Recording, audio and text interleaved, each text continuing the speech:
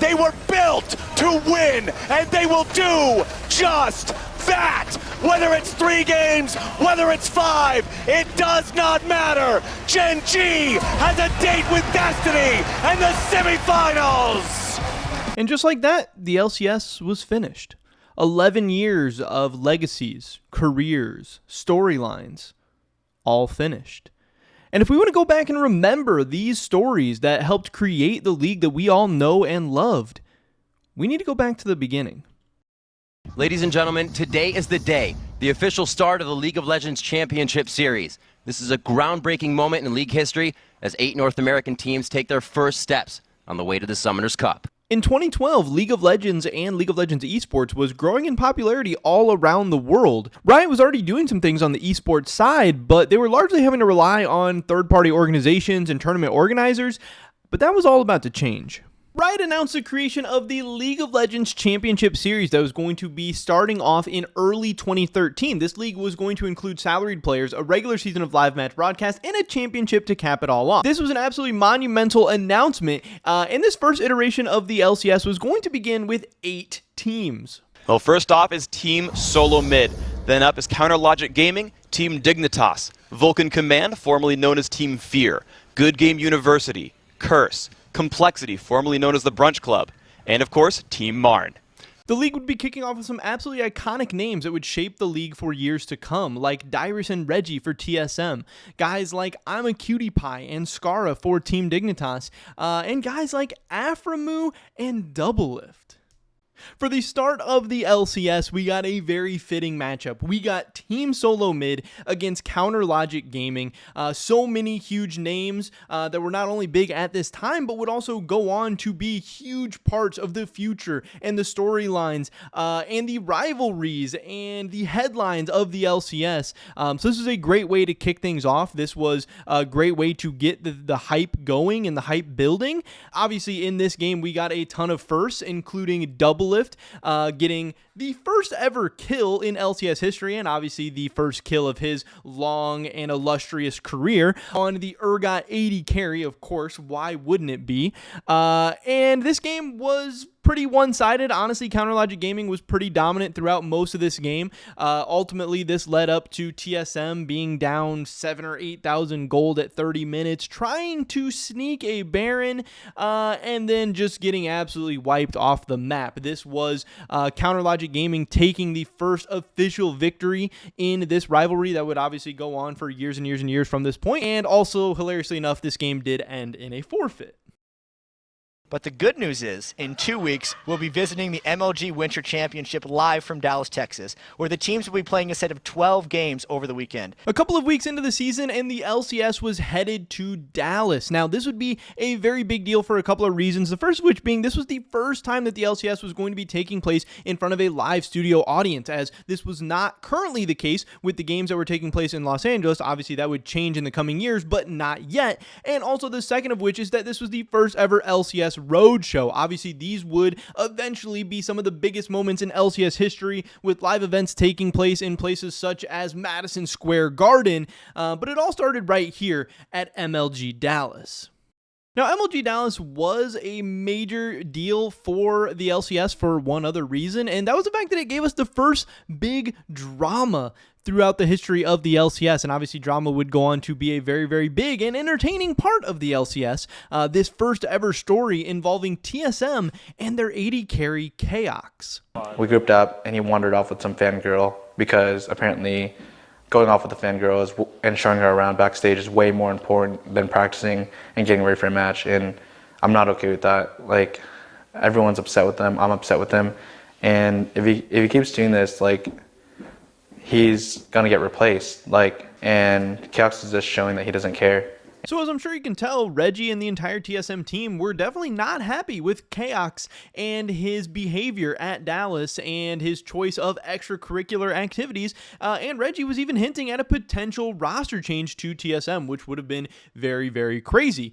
X Special would go on to elaborate that Chaox was always known for being late and things of that nature, but TSM never really cared all that much because he would always show up and perform. He was a great player, but now, obviously, with the the LCS being created, the stakes were higher than ever before. The teams, the players were better than ever before, and now TSM was becoming more and more fed up with their AD carry. Now, TSM and Reggie did ultimately decide to end up benching Chaox, with just a couple days after MLG Dallas, him tweeting out, "Did some ridiculous things and I'm benched for a week. I think overall it's good for the team. Don't fret, everything is okay." This would be the final games that Chaox ever did play for TSM. Chaox time and LCS career after getting benched from TSM was essentially over.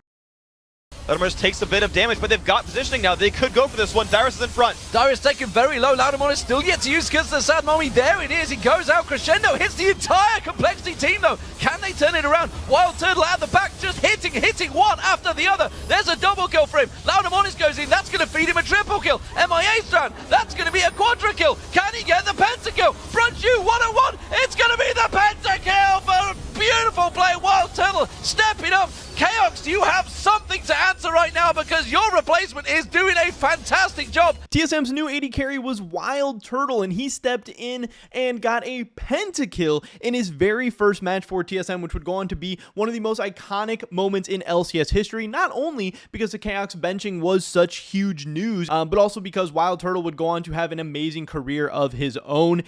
This moment showed LCS fans that not only were we going to be in for some very high caliber League of Legends, but we're also going to be in for some reality style drama throughout the years as well, which people would continue to eat up for years to come. Now, this new look TSM lineup went on to continue to have success. They ended up going 21-7 in the spring split regular season and took that #1 seed into the playoffs.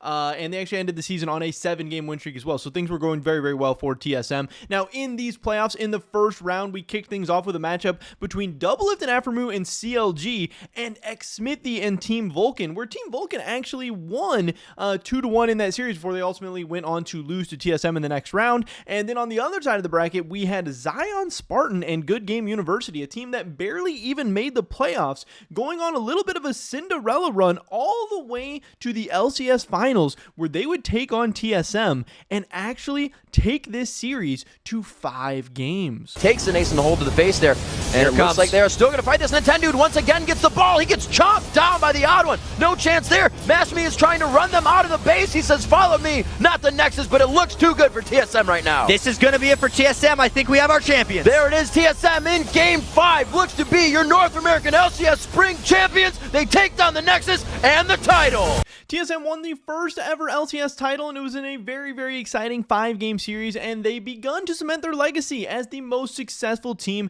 in LCS history. Even though things started off very, very strong for TSM, there would be some new challenges to face very, very soon. Now that the spring split was finished, it led us obviously into the first ever LCS offseason before the summer split actually took place.